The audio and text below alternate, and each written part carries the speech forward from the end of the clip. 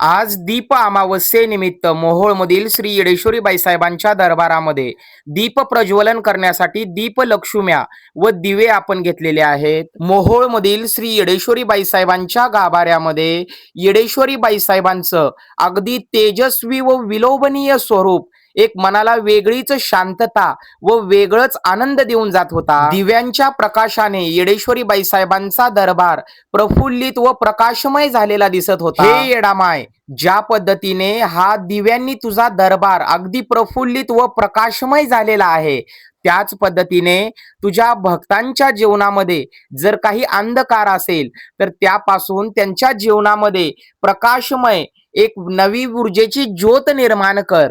तुझ्या सर्व भक्तांच्या जीवनातील अंधकार नाहीसा करून त्यांचं जीवन अगदी प्रकाशमय कर. ज्या भक्तांच्या जीवनामध्ये दुःखाचा अंधकार आहे त्यांच्या जीवनामध्ये प्रकाशमय आनंदाची ज्योत निर्माण कर. तुझ्या ज्या भक्तांचे जीवन उदासमय दुःखी झालेले आहे त्यांच्या जीवनामध्ये एक आशेचा किरण निर्माण कर आणि त्यांच्या जीवनामध्ये आनंदी आनंद कर. मला तर तू आजवर काही मागण्याची वेळही येऊ दिली नाहीस. सर्व काही न मागता अगदी आई ज्या पद्धतीने आपल्या लेकराचे सर्व हट्ट पुरवते त्या पद्धतीने सर्व काही आजवर तुम्हाला देत आली आहेस येडामाय. आता मला काही द्यायचेच असेल तर एक मात्र नक्की कर.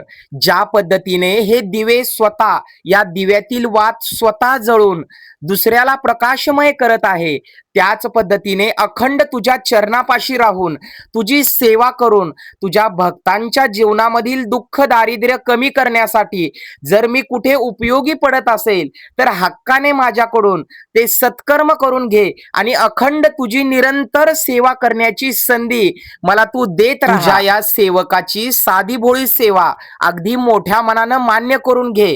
तुझ्या या सेवेमध्ये कळत नकळत चुकून काही राहिलं असेल तर अगदी मोठ्या मनानं मला क्षमा कर आणि केलेली साधी भोळी सेवा अगदी मोठ्या मनाने आजवर जशी मान्य करत आलीस तशीच मान्य करून घे. धन्य धन्य ती येरमाळ्याची येडामाय, होते उदास वासराची गाय. लक्ष लक्ष परमेश्वरी आदिमाया येडेश्वरी नमोस्तुते.